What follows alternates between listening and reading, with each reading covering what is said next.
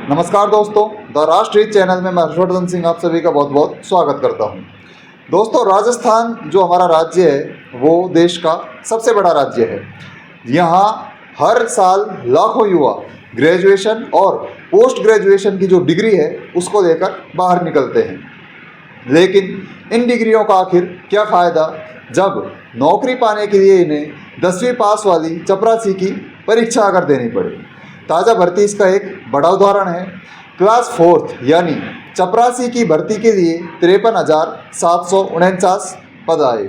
अब इन पदों के लिए 24 लाख से ज़्यादा के आवेदन सामने आए। मतलब हर एक सीट के पीछे करीबन 47 उम्मीदवार खड़े हुए हैं। और इससे भी बड़े जो चौंकाने वाली बात है वो ये है कि इनमें लगभग 90% जो उम्मीदवार हैं वो उच्च शिक्षा प्राप्त है, यानी MSc, BTech, MCom, यहाँ तक कि PhD तक की डिग्री वाले उम्मीदवार इसी लाइन में लगे हैं। ये नज़ारा सिर्फ एक एग्ज़ाम का नहीं बल्कि उस हकीकत का एक आईना है जिसमें राजस्थान का नौजवान लगातार पिसता हुआ हम सभी को दिखाई देता है।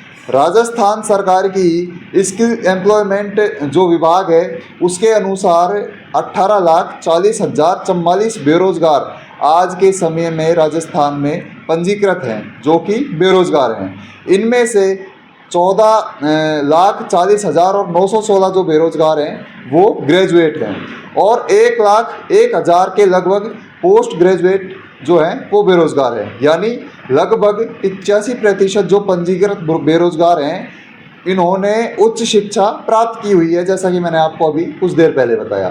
बेरोजगारी भत्ता पाने वाले उम्मीदवारों की जो संख्या है वो सिर्फ 1,90,000 के करीब है। अब ज़रा सोचिए, 18 लाख बेरोजगारों में से सिर्फ 10% को ही ये जो अल्प सहायता है वो प्राप्त हो पा रही है।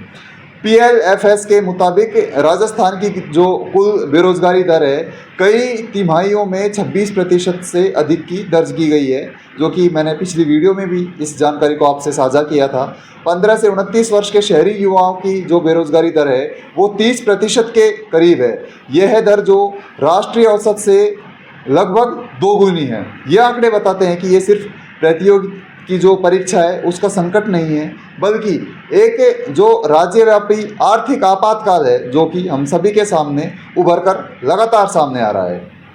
आप देखते हैं कोचिंगों की जो भीड़ है, किताबों में जो लगातार छात्र डूबे हुए हैं, लाइब्रेरी में लगातार जो युवा हैं वो मेहनत करते हुए दिखाई देते हैं। जयपुर से लेकर जोधपुर तक, सीकर से लेकर उदयपुर तक कोचिंग की जो गलियां हैं उन सभी के एक जैसे हाल हैं।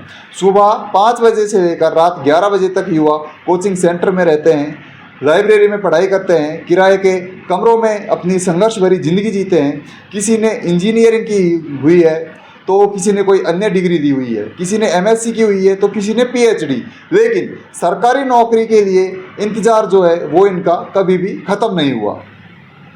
अब भर्ती प्रक्रिया की जो वास्तविकता है सभी से छिपी नहीं है। विज्ञापन निकलने में सालों लग जाते हैं, परीक्षा अगर हो गई तो पेपर लीक हो जाते हैं, रिजल्ट अगर आ गया तो कोर्ट में वो केस फंसा का फंसा रह जाता है और कई बार तो पूरी की पूरी जो भर्ती है उसी को रद्द कर दिया जाता है।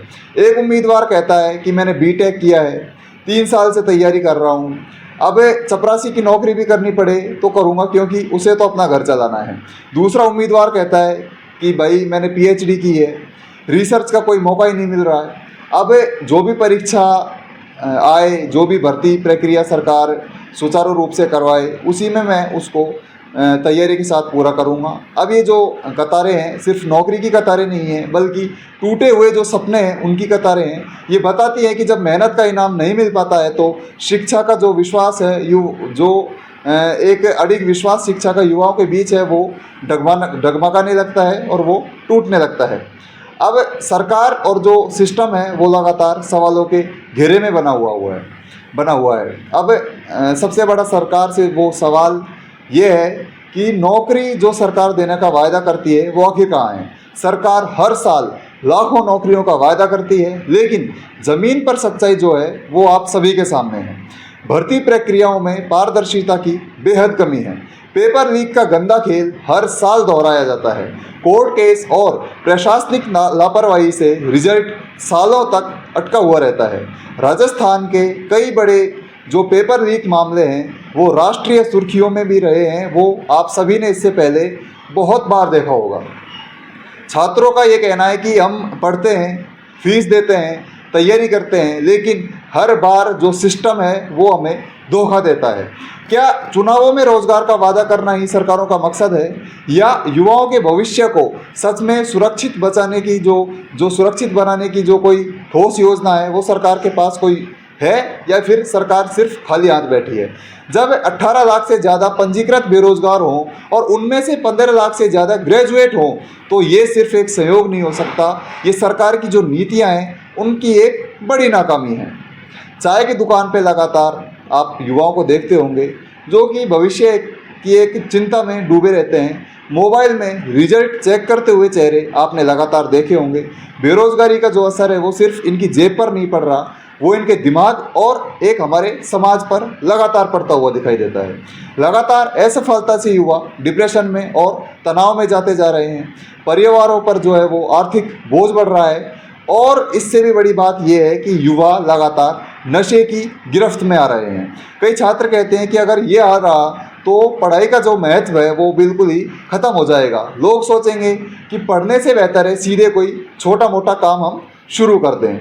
अब सरकार से और जो भी इन चीज़ों में लिप्त है उन सभी से मेरा एक बड़ा ही विशेष अनुरोध है कि भर्ती प्रक्रिया है इनको सुचारू रूप से करवाएं।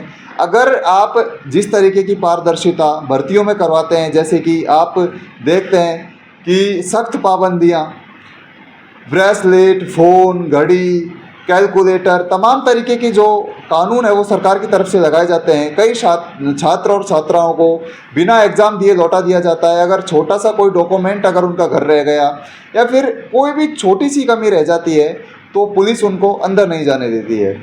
आने जाने की व्यवस्था आप देखते हैं कि हज़ारों की संख्या में लोग बसों में चढ़कर, ट्रेनों में चढ़कर, और एक मतलब इतनी ख़राब स्थिति में सफ़र करने के लिए युवा मजबूर हैं। क्या इनकी जान की कोई कीमत नहीं है, या फिर सरकार की जो बातें हैं वो सिर्फ बातों तक ही सीमित है? धरातल पर सरकार आखिर कब जागेगी, और जो हमारे भाई हैं, हमारे बेरोजगार युवा हैं, उनके लिए सरकार कब नौकरियों के जो इनके वादे हैं उनको पूरा करेगी? ये देखने वाली बात है। लेकिन आप सभी से भी मेरा एक ये विशेष अनुरोध रहेगा कि सरकारों के भरोसे हम ना बैठें। हमें त्वरित कार्रवाई खुद इनके ऊपर करनी होगी। हमें चाहे इसके लिए सरकार के खिलाफ जाकर हमारी मांग उठानी पड़े। मांग हमारी लोकतंत्र को ध्यान में रखते हुए ही होनी चाहिए, लेकिन मांग ये अवश्य होनी चाहिए कि भर्ती सुचारू रूप से चलती रहे, पेपर लीक जैसी कोई भी घटना सामने ना हो, और जो भर्तियां हो जाती हैं इसके बाद जो रद्द कर दी जाती है रिजल्ट आने के बाद भर्तियां, इन पर लगाम लगाई जाए। सरकार को और प्रशासन को इस ओर ध्यान देने की ज़रूरत है कि नियम सिर्फ लोगों के लिए नहीं, आम जनता के लिए नहीं, सरकार के लिए भी लागू किए जाने चाहिए कि इस तरीके की धांधली पूर्ण रूप से बंद हो, जिसमें लाखों जो छात्र हैं उनका भविष्य संकट में पड़े।